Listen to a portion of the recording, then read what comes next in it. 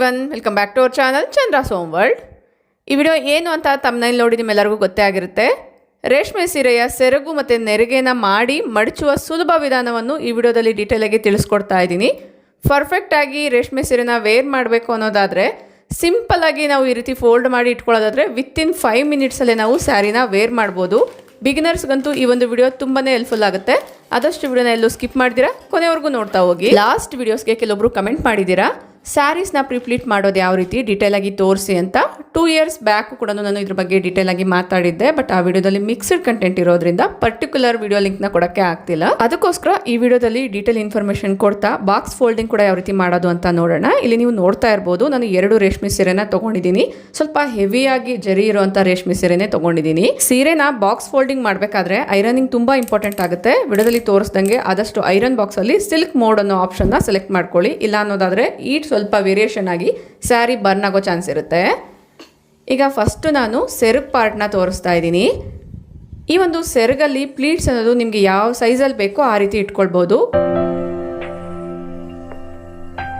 ಕೆಲವೊಬ್ರು ತುಂಬ ಪುಟ್ಟದಾಗಿರುವಂತಹ ಪ್ಲೀಟ್ಸ್ ಇಟ್ಕೊಳ್ತಾ ಇರ್ತಾರೆ. ನಾನಿಲ್ಲಿ ಸ್ವಲ್ಪ ಮೀಡಿಯಮ್ ಆಗಿರುವಂಥ ಪ್ಲೀಟ್ಸ್ನ ಇಟ್ಕೊಂಡಿದ್ದೀನಿ.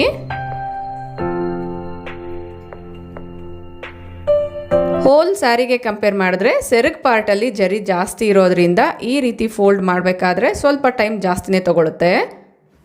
ಫ್ರಂಟ್ ಪ್ಲೀಟ್ ಏನಿದೆ ಅದು ಸ್ವಲ್ಪ ಕರೆಕ್ಟಾಗಿ ಬರೋ ರೀತಿ ನೋಡ್ಕೊಳ್ಬೇಕಾಗತ್ತೆ. ಇನ್ನು ಬ್ಯಾಕ್ ಸೈಡ್ ಇರೋವಂಥದ್ದು ಸ್ವಲ್ಪ ವೇರಿ ಆದರೂ ಕೂಡ ಪರವಾಗಿಲ್ಲ. ಈಗ ನಾವು ಏನು ಫೋಲ್ಡ್ ಮಾಡ್ಕೊಂಡಿದ್ದೀವಿ ಪ್ಲೀಟ್ಸು ಅದನ್ನು ವಿಡಿಯೋದಲ್ಲಿ ತೋರಿಸ್ದಂಗೆ ಈ ರೀತಿ ಸೇಫ್ಟಿ ಪಿನ್ನಿಂದ ಸೆಕ್ಯೂರ್ ಮಾಡ್ಕೊಳ್ತಾ ಇದ್ದೀನಿ. ಎಷ್ಟುದ್ದ ಸೆರಗ್ ಬೇಕೋ ಅಷ್ಟುದ್ದ ಕೂಡ ಇದೇ ಥರನೇ ಅಲ್ಲಲ್ಲಿ ಸೇಫ್ಟಿ ಪಿನ್ಸ್ನ ಯೂಸ್ ಮಾಡಿ ಸೆಕ್ಯೂರ್ ಮಾಡ್ಕೊಳ್ಳಿ. ನಿಮ್ಗೆ ಕರೆಕ್ಟಾಗಿ ಗೊತ್ತಾಗಬೇಕು ಅಂದರೆ ಲೆಂತ್ ನೋಡ್ಕೊಳ್ಬೋದು ಈ ರೀತಿ. ಸೊ ನೀ ಏನಿರುತ್ತೆ, ನೀ ಮತ್ತು ಕೆಳಗಡೆ ಪಾದಕ್ಕೆ ಎರಡಕ್ಕೂ ಕೂಡ ಮಿಡಲಲ್ಲಿ ಇರೋ ರೀತಿ ಲೆಂತ್ನ ನೋಡಿಕೊಂಡು ಸೇಫ್ಟಿ ಪಿನ್ಸಿಂದ ಸೆಕ್ಯೂರ್ ಮಾಡ್ಕೊಳ್ತಾ ಇದ್ದೀನಿ. ಸೀರೆನ ಐರನ್ ಮಾಡೋದಕ್ಕೋಸ್ಕರ ಬೆಡ್ ಮೇಲೆ ಒಂದು ದೊಡ್ಡದಾಗಿರುವಂಥ ಬಾತ್ ಟವಲ್ನ ಹಾಕೊಂಡು ಅದ್ರ ಮೇಲೆ ಈ ರೀತಿ ಐರನ್ ಮಾಡ್ಕೊಳ್ತಾ ಇದ್ದೀನಿ. ನಿಮ್ಮ ಹತ್ರ ಐರನ್ ಸ್ಟ್ಯಾಂಡ್ ಇದ್ರೆ ಅದ್ರ ಮೇಲೆ ಕೂಡ ಈಸಿಯಾಗಿ ಮಾಡ್ಕೊಳ್ಬೋದು. ಸೆರಗ್ನ ಐರನ್ ಮಾಡುವಾಗ ಫ್ರಂಟ್ ಸೈಡ್ ಮತ್ತು ಬ್ಯಾಕ್ ಸೈಡ್ 2 ಕಡೆ ಕೂಡ ಐರನ್ ಮಾಡಿ ವಿಡಿಯೋದಲ್ಲಿ ತೋರಿಸ್ದಂಗೆ ಈ ರೀತಿ ಫೋಲ್ಡ್ ಮಾಡಿ ಇಟ್ಕೊಳ್ಬೇಕಾಗತ್ತೆ. ಈಗ ಬಾಡಿ ಫ್ರಂಟ್ ಸೈಡ್ಗೆ ಏನು ಬರುತ್ತೆ ಆ ಒಂದು ಪ್ಲೀಟ್ಸ್ನ ವಿಡಿಯೋದಲ್ಲಿ ತೋರಿಸ್ದಂಗೆ ಸ್ವಲ್ಪ ಸ್ಲೈಡೆಡ್ ಆಗಿ ಇಟ್ಕೊಳ್ತಾ ಇದ್ದೀನಿ. ಈ ರೀತಿ ಎಲ್ಲದನ್ನ ಒಂದು ಸ್ವಲ್ಪ ವೇರಿ ಮಾಡಿಕೊಂಡು ಅಡ್ಜಸ್ಟ್ ಮಾಡ್ಕೊಂಡಿದ್ದಾದ್ಮೇಲೆ ಐರನಿಂಗ್ ಮಾಡ್ಕೊಳ್ಬೇಕಾಗತ್ತೆ.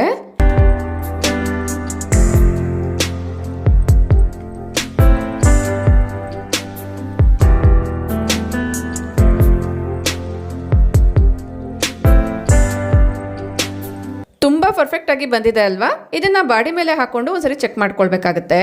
ಈ ರೀತಿ ಚೆಕ್ ಮಾಡುವಾಗ ಬ್ಯಾಕ್ ಸೈಡಿಂದ ನಾವು ಈ ಒಂದು ಪ್ಲೀಟ್ನ ತೆಗೆದುಬಿಟ್ಟು ಎಲ್ಲಿಂದ ನಾವು ಕೆಳಗಡೆ ನೆರಿಗೆನ ಸ್ಟಾರ್ಟ್ ಮಾಡಬೇಕಾಗುತ್ತೋ ಅಲ್ಲಿಗೆ ಒಂದು ಸೇಫ್ಟಿ ಪಿನ್ನ ಹಾಕ್ಕೊಳ್ಬೇಕಾಗತ್ತೆ.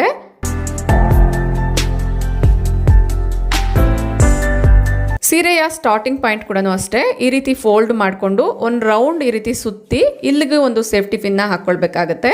ನಾನು ಜಸ್ಟ್ ಮಾರ್ಕ್ ಮಾಡಿಕೊಂಡು ಅಲ್ಲಿಂದನೇ ನೆರಿಗೆನ ಸ್ಟಾರ್ಟ್ ಮಾಡ್ಕೊಂಡಿದ್ದೀನಿ.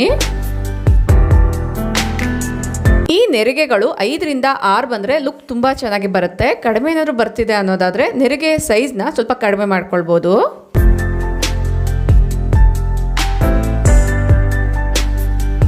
ಈ ನೆರಿಗೆಗಳನ್ನ ಮೇಲಿಂದ ಕೆಳಗಡೆವರೆಗೂ ಕೂಡ ಈ ರೀತಿ ಸರಿ ಮಾಡಿಕೊಂಡು ಸೇಫ್ಟಿ ಪಿನ್ನಿಂದ ಸೆಕ್ಯೂರ್ ಮಾಡ್ಕೊಳ್ಬೇಕಾಗುತ್ತೆ.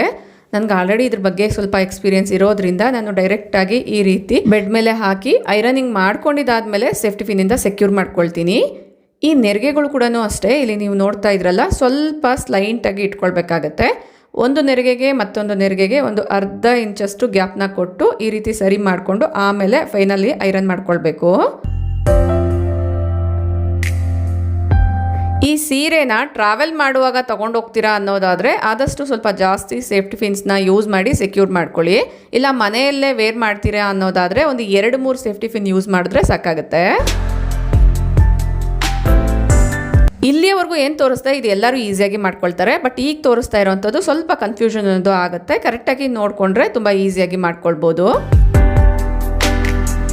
ಸೀರೆಯ ಸ್ಟಾರ್ಟಿಂಗ್ ಪೋರ್ಷನ್ ಏನಿದೆ ಅದನ್ನು ಈಗ ನಾನು ಫೋಲ್ಡ್ ಮಾಡ್ಕೊಳ್ತಾ ಇದ್ದೀನಿ. ಈ ರೀತಿ ನಿಮ್ಮ ಎಷ್ಟು ಅಗಲ ಬೇಕೋ ನೋಡಿಕೊಂಡು ಅದ್ರ ಪ್ರಕಾರ ಫೋಲ್ಡ್ ಮಾಡ್ಕೊಳ್ಳಿ.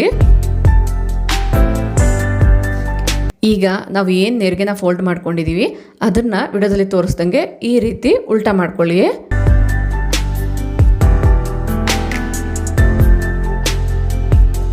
ಇದ್ರ ಮೇಲೆ ಸೆರಗು ಪಾರ್ಟ್ನ ಈ ರೀತಿ ಫೋಲ್ಡ್ ಮಾಡ್ಕೊಳ್ಬೇಕಾಗತ್ತೆ.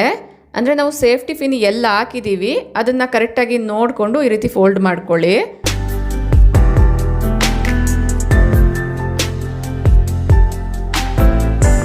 ಈಗ ಸೆರಗನ್ನ ಇದ್ರ ಮೇಲೆ ಹಾಕ್ಕೊಳ್ಬೇಕಾಗತ್ತೆ. ಸೇಫ್ಟಿ ಪಿನ್ ಎಲ್ಲ ಹಾಕಿದ್ದೀವಿ ಅದು ಕರೆಕ್ಟಾಗಿ ಈ ರೀತಿ ಫೋಲ್ಡಿಂಗ್ ಮೇಲೆ ಕೂರಬೇಕು ಆ ಎಡ್ಜಲ್ಲಿ. ಆ ರೀತಿ ನೀವು ನೋಡಿಕೊಂಡು ಸೆರಗು ಪಾರ್ಟ್ನ ಒಳಗಡೆ ಟಕ್ ಮಾಡ್ಕೊಳ್ಬೇಕಾಗತ್ತೆ.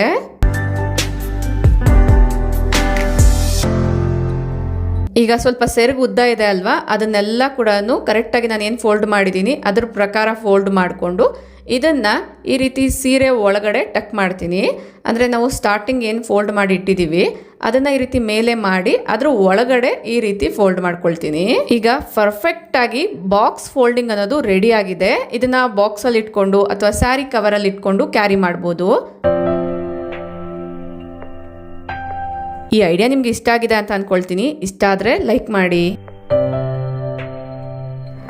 ಫಂಕ್ಷನ್ಸ್ಗೆ ಸಿಲ್ಕ್ ಸ್ಯಾರಿ ವೇರ್ ಮಾಡ್ತೀರಾ ಅನ್ನೋದಾದರೆ ಹಿಂದಿನ ದಿನವೇ ಈ ರೀತಿ ಬಾಕ್ಸ್ ಫೋಲ್ಡಿಂಗ್ ಮಾಡಿಕೊಂಡು ಒಂದು ಸ್ಯಾರಿ ಕವರಲ್ಲಿ ಈ ರೀತಿ ಇಟ್ಕೊಳ್ಳೋದಾದರೆ ತುಂಬ ಸುಲಭವಾಗಿ ವಿತಿನ್ 5 ಮಿನಿಟ್ಸಲ್ಲೇ ಸ್ಯಾರಿನ ವೇರ್ ಮಾಡ್ಬೋದು. ಬಿಗಿನರ್ಸ್ಗಂತೂ ರೇಷ್ಮೆ ಸೀರೆನ ಕ್ಯಾರಿ ಮಾಡಬೇಕು, ಅದನ್ನು ಉಟ್ಕೊಳ್ಬೇಕು ಅಂದರೆ ತುಂಬ ಕಷ್ಟ ಆಗ್ತಿರುತ್ತೆ. ಅಂಥವ್ರಿಗೆ ಡೆಫಿನೆಟ್ಲಿ ಈ ಒಂದು ಐಡಿಯಾ ಹೆಲ್ಪ್ಫುಲ್ ಆಗುತ್ತೆ. ಇದೇ ಥರ ಇನ್ನೊಂದು ಸ್ಯಾರಿನ ಕೂಡ ಬಾಕ್ಸ್ ಫೋಲ್ಡಿಂಗ್ ಮಾಡ್ತಾ ಇದ್ದೀನಿ. ಸ್ಯಾರಿ ಕುಚ್ಚು ಹೆವಿ ಆಗಿರುವಂಥದ್ದು, ಡಿಸೈನ್ ಚೆನ್ನಾಗಿರುವಂಥದ್ದು ಹಾಕ್ಸಿದ್ದೀರಾ ಅನ್ನೋದಾದರೆ ಈ ರೀತಿ 6 ಕ್ರಾಸಲ್ಲಿ ಫೋಲ್ಡ್ ಮಾಡ್ಕೊಳ್ಳಿ. ಸೆರಗು ನೆರಿಗೆ ಎರಡು ಕೂಡ ಫೋಲ್ಡ್ ಮಾಡಿ ಐರನ್ ಮಾಡ್ಕೊಂಡಿದ್ದೀನಿ. ಈಗ ತೋರಿಸ್ತಾ ಇರೋವಂಥ ಸ್ಟೆಪ್ಪು ಕನ್ಫ್ಯೂಷನ್ ಆಗುತ್ತೆ, ಸೊ ಅದಕ್ಕೋಸ್ಕರ ಇನ್ನೊಂದ್ಸರಿ ರಿಪೀಟ್ ಮಾಡ್ತಾ ಇದ್ದೀನಿ. ಇಲ್ಲಿ ನೋಡ್ತಿದ್ದೀರಲ್ವಾ, ಒನ್ಸ್ ನಾವು ನೆರಿಗೆ ಮಾಡ್ಕೊಂಡಿದ್ದಾದಮೇಲೆ ಸ್ಟಾರ್ಟಿಂಗ್ ಬರುವಂಥ ಸ್ಯಾರಿ ಏನಿರುತ್ತೆ ಅದನ್ನು ವಿಡಿಯೋದಲ್ಲಿ ತೋರಿಸ್ದಂಗೆ ಫೋಲ್ಡ್ ಮಾಡಿಕೊಂಡು ಈ ರೀತಿ ಹಾಕ್ಕೊಳ್ಬೇಕಾಗತ್ತೆ.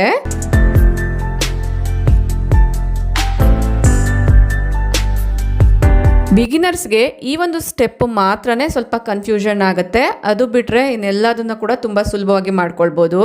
ಜಸ್ಟ್ ಇದನ್ನು ಉಲ್ಟಾ ಮಾಡಿ ಸೆರಗು ಪಾರ್ಟ್ ಏನಿರುತ್ತೆ ಅದನ್ನು ಸ್ವಲ್ಪ ಫೋಲ್ಡ್ ಮಾಡ್ಕೊಳ್ಬೇಕಾಗತ್ತೆ. ಈ ಸೀರೆಗಳಲ್ಲೂ ಕೂಡ ಕ್ವಾಲಿಟಿ ವೈಸು ಮತ್ತು ಕಾಸ್ಟ್ಲಿ ವೈಸ್ ಕೂಡ ಸೀರೆಯ ಲೆಂತ್ ಅನ್ನೋದು ಡಿಪೆಂಡ್ ಆಗುತ್ತೆ. ಸೀರೆಯ ಲೆಂತ್ ಜಾಸ್ತಿ ಆದಷ್ಟು ನಿಮಗೆ ಫ್ರಂಟ್ ನೆರಿಗೆ ಏನು ಬರುತ್ತೆ ಆ ನೆರಿಗೆಗಳನ್ನೋದು ಜಾಸ್ತಿ ಬರುತ್ತೆ. ಒಂದು ವೇಳೆ ಸೀರೆ ಮೆಜರ್ಮೆಂಟ್ ಸ್ವಲ್ಪ ಲೆಂತ್ ಕಡಿಮೆ ಇದೆ ಅನ್ನೋದಾದರೆ ನೆರಿಗೆ ಸೈಜ್ನ ಸ್ವಲ್ಪ ಕಡಿಮೆ ಮಾಡಿಕೊಂಡು ಒಂದು 5-6 ಫೋಲ್ಡಿಂಗ್ ಬರೋ ರೀತಿಯಲ್ಲಿ ನೀವು ಫೋಲ್ಡ್ ಮಾಡ್ಕೊಳ್ಬೇಕಾಗತ್ತೆ. ಈಗ ಆಗಲೇ ವಿಡಿಯೋದಲ್ಲಿ ತೋರಿಸ್ದಂಗೆ ಸೇಮ್ ಈ ಒಂದು ಸ್ಯಾರಿನ ಕೂಡ ಈ ರೀತಿ ಫೋಲ್ಡ್ ಮಾಡ್ಕೊಂಡಿದ್ದೀನಿ.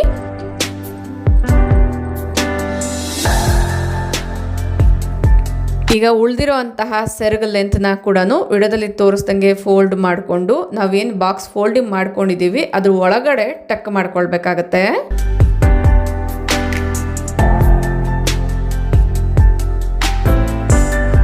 ನಾನು ವಿಡಿಯೋದಲ್ಲಿ ಹೇಳಿರುವಂಥ ಸ್ಟೆಪ್ಸ್ನ ಫಾಲೋ ಮಾಡೋದಾದರೆ ಬಾಕ್ಸ್ ಫೋಲ್ಡಿಂಗ್ ತುಂಬ ಪರ್ಫೆಕ್ಟಾಗಿ ಬರುತ್ತೆ. ಇದರಲ್ಲಿ ನಾನು ಯಾವುದೇ ರೀತಿ ಪ್ರೊಫೆಷ್ನಲ್ ಅಲ್ಲ, ಸುಮಾರು ವರ್ಷಗಳಿಂದ ನಾನು ಈ ಒಂದು ಮೆಥಡ್ನ ಫಾಲೋ ಮಾಡ್ತಾ ಇದ್ದೀನಿ. ನಿಮ್ಮಲ್ಲೂ ಕೂಡ ತುಂಬ ಜನಕ್ಕೆ ಹೆಲ್ಪ್ಫುಲ್ ಆಗುತ್ತೆ ಅನ್ನೋದ್ರಿಂದನೇ ಶೇರ್ ಮಾಡ್ತಾ ಇದ್ದೀನಿ.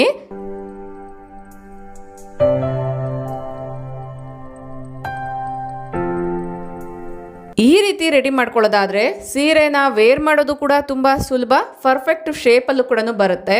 ಐ ಹೋಪ್ ಈ ವಿಡಿಯೋ ನಿಮ್ಮೆಲ್ಲರಿಗೂ ಇಷ್ಟ ಆಗಿದೆ ಅಂತ ಅಂದ್ಕೊಳ್ತೀನಿ. ಇಷ್ಟ ಆದರೆ ಲೈಕ್ ಮಾಡಿ, ನಿಮ್ಮ ಫ್ರೆಂಡ್ಸ್ ಆ್ಯಂಡ್ ಫ್ಯಾಮಿಲಿ ಜೊತೆಗೂ ಶೇರ್ ಮಾಡಿ. ನಿಮ್ಮ ಅನಿಸಿಕೆ ಅಭಿಪ್ರಾಯಗಳನ್ನ ನನಗೆ ಕಮೆಂಟಲ್ಲಿ ತಿಳಿಸಿ. Thank you for watching. ನಮಸ್ತೆ.